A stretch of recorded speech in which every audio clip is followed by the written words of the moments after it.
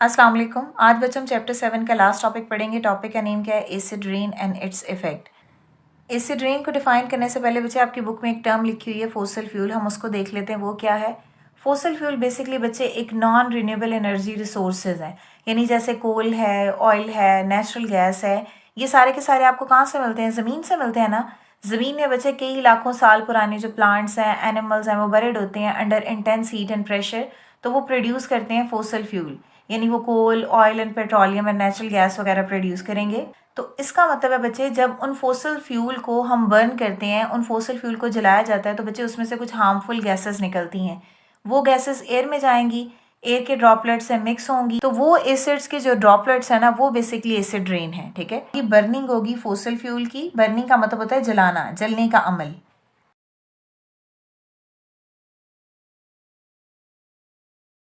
Fossil fuel की बच्चे burning से रिलीज होंगी हार्मफुल गैसेस।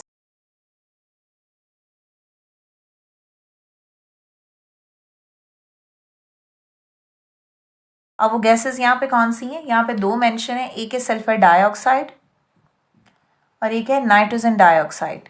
क्लियर? तो ये बच्चे sulphur dioxide and nitrogen dioxide mixed होंगी with moisture present in air, यानी हवा के अंदर जो मॉइस्चर है ना बच्चे, ये दोनों गैसेस उसके साथ मिक्स होंगी। क्लियर? अब उसके बाद क्या होगा? ये बच्चे क्या प्रोड्यूस करेंगे? ये एसिड ड्रॉपलेट्स बनाएंगे।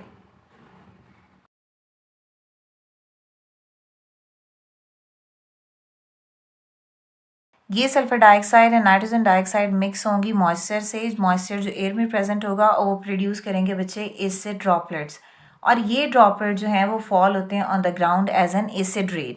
ठीक है,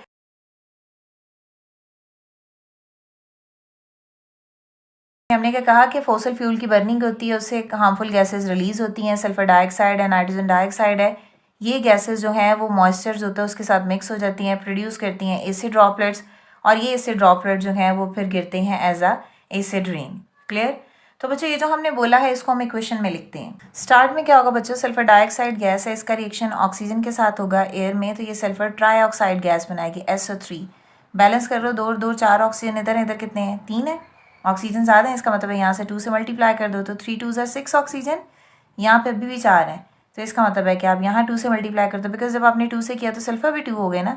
तो आप देखो बैलेंस करो, 2 सल्फर इधर, 2 इधर, 2 2 4 और 2 6 ऑक्सीजन इधर और 6 ही ऑक्सीजन इधर है। इसके बाद क्या होगा बच्चे? ये सल्फर ट्राईऑक्साइड गैस वाटर के साथ बच्चों रिएक्शन करेंगे और ये सल्फ्यूरिक एसिड बनाएंगे H2SO4, HNO3 और HNO2। HNO2 नाइट्रस एसिड है और HNO3 नाइट्रिक एसिड है। ठीक है, अब बैलेंस करो तो 2 नाइट्रोजन इधर है बच्चे, एक इधर है, तो 2 यहाँ आ जाएगा। ठीक है, अब आप इस इक्वेशन को बैलेंस कर लो, ये इक्वेशन बैलेंस है। क्लियर? अब बच्चों जो यहाँ पे एसिड रेन बनती है ना बच्चे, क्योंकि ये एसिड है तो इसकी pH लेस देन 7 होगी, तो यहाँ पे जो एसिड रेन होगी उसकी pH क्या होगी? 4.2 से 4.4 के दरमियान। तो जो रेन वाटर है उसकी pH 4.2 से 4.4 के दरमियान होगी, जो एसिडिक रेन होगी। Clear? Effect of acid rain देखते हैं। सबसे पहला इफेक्ट क्या है? जो एसिड रेन है वो कॉज करते हैं नंबर ऑफ एडवर्स इफेक्ट, मतलब बहुत बुरे असरात होते हैं सॉइल पे, प्लांट पे और एक्वेटिक लाइफ पे। एक्वेटिक लाइफ मीन जो आबी जिंदगियां हैं, मतलब जो पानी में रहने वाले जानवर हैं, और ह्यूमन मेड स्ट्रक्चर्स हैं, मतलब जो इंसान की बनाई हुई चीज़ें हैं, उन पे बुरे असरात मुरतब करेंगी। सेकंड क्या है? Make the soil acidic. जो एसिड रेन है वो सॉइल को एसिडिक कर देती है। देखो, जब एसिड रेन होगी तो उसमें जो भी रेन के ड्रॉपलेट्स हैं वो ज़मीन उसको ऑब्जॉर्ब कर लेगी।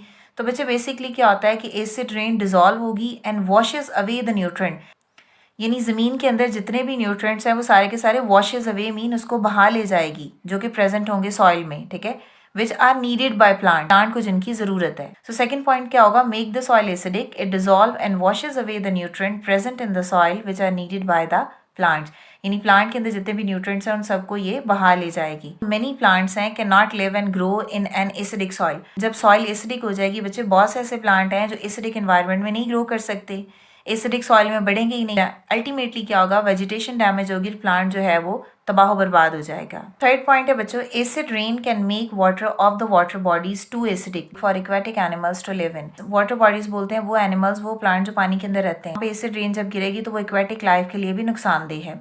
यही वजह है, due to this many lakes, river, ponds and streams no longer have fish. यही वजह है कि बहुत से नदी, नाले, दरियाओं में फिशेज जो हैं वो कम होती जा रही हैं। लास्ट पॉइंट है बच्चों, acid rain and dry deposition of the acid particle damage the building है। बच्चे जब एसिड रेन हो रही है तो इट मीन्स दैट एसिड है ना उस वाटर के ड्रॉपलेट में, जिस बिल्डिंग पे बच्चे वो एसिड पड़ेंगे तो वहाँ पे वो डिपॉजिट होते जाएगा एसिड और वो उस बिल्डिंग को डैमेज करता जाएगा। जितने भी स्टैचूज़ हैं, ऑटोमोबाइल्स हैं, गाड़ियाँ हैं, जितने भी अदर स्ट्रक्चर्स हैं जो स्टोन से बने हैं, मेटल से बने हैं, वो सारे के सारे उससे इफेक्ट होंगे। ठीक है, तो ये था बच्चे आज का टॉपिक हमारा acid rain and it's effects. अगर इससे रिलेटेड आपको कोई भी क्वेश्चन है, कोई भी प्रॉब्लम है तो आप कमेंट कर सकते हैं। नेक्स्ट वीडियो तक के लिए अल्लाह हाफिज़।